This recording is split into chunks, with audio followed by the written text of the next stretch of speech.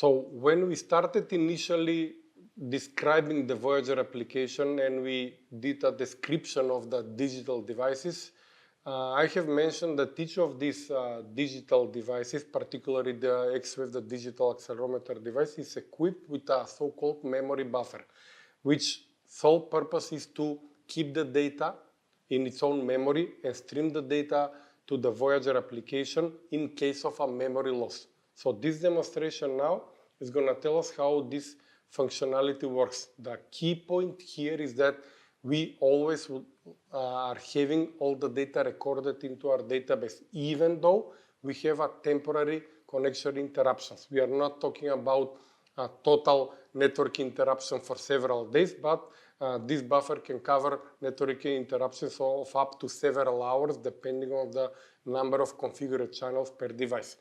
So in order to do this demonstration, I will initiate a manual recording with duration of 30 seconds, and during that period, I will disconnect one of the sensors. The purpose of this is to see that we will have a record with a gap inside during the period of disconnection, and after that the system will recover actually this recording with the actual data. So I'm going to start the recording now, and once I see that, I will just disconnect shortly one of my sensors.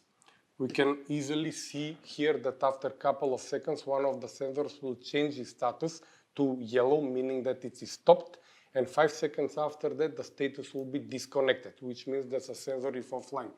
I will now connect the sensor, and once the sensor is being connected to the network again, it will reconnect, and if you see, shortly you saw the blue color of the data, meaning that my sensor was actually reconnected to the network and it streamed out all the data. So I can see that my period that my recording in the meantime has finished, and that my 30 seconds are actually full with data, even though I had a disconnected sensor during that short period. Even though if I do a recording and after the recording is finished, my sensor gets reconnected, this file will be repaired. So I can just do a short demonstration, another one of 10 seconds, and I will start it, and I will just, in this case now, wait for the event to finish, and then I will reconnect the sensor so we can see both scenarios. So let's just wait a couple of seconds. We see the data is 10 seconds and the color is red, meaning that we have empty data. If we go to separate, we see that this is the time when actually my sensor got disconnected.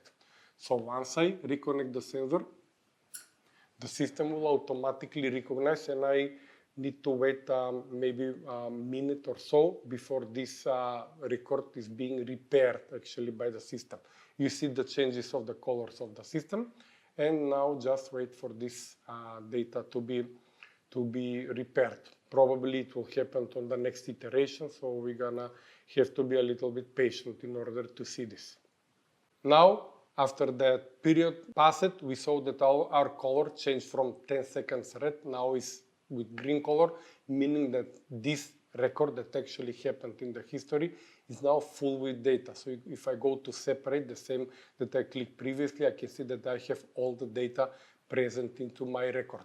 And this is how we demonstrated the recovery scenario in case of network interruptions of the Voyager application.